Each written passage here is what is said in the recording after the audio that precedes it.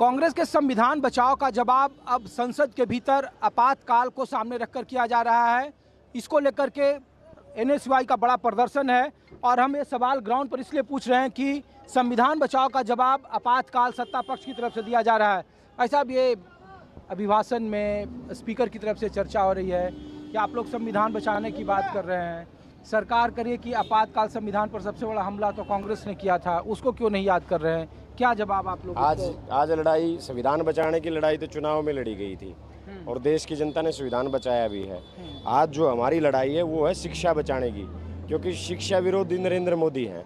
आज जो नीट परीक्षा में जो अब तक कोई भी मतलब सच्चाई सामने पूरे देश के नहीं आई है, कोई न कोई नीट का भी जिक्र किया राष्ट्रपति ने अपने अभिभाषण में। सरकार के एजेंडे में जो पेपर लीक का मसला है वो भी है। नहीं, पेपर लीक का मसला फिर समाधान क्यों नहीं होता? हर बार पेपर लीक हो जाता है।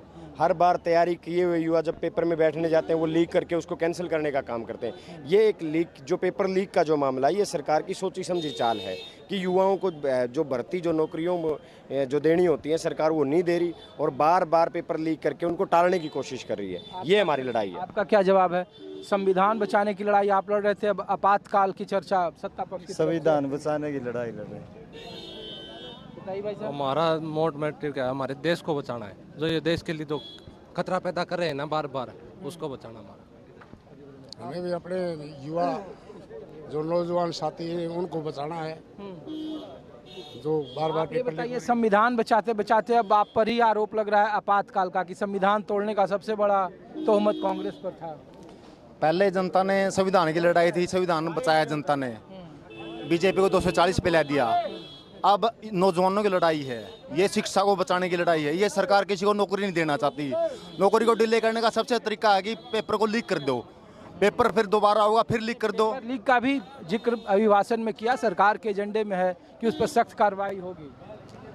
तो कार्रवाई कब होगी? हम उसी का तो इंतजार कर रहे हैं। बचा सकते हैं सर, संविधान को शिक्षित लोग बचा सकते हैं और बीजेपी चाहती है कि कोई शिक्षित ना हो।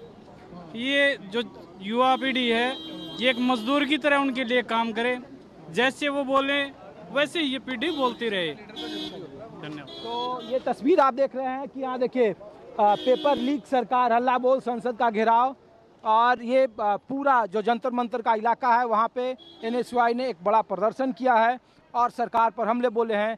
लेकिन संसद के भीतर जिस तरीके से सरकार संविधान बचाओ का जवाब आपातकाल से दे रही है, नीट को अभिभाषण में शामिल किया गया है पेपर लीक के मामले को, उससे लग रहा है कि आने वाले वक्त में संसद से लेकर सड़क तक विपक्ष और सत्ता पक्ष के बीच में राजनीतिक खींचतान और तेज होगी। कैमरामैन नितिन के साथ ऋषिकेश कुमार, न्यूज़ 24 दिल्ली।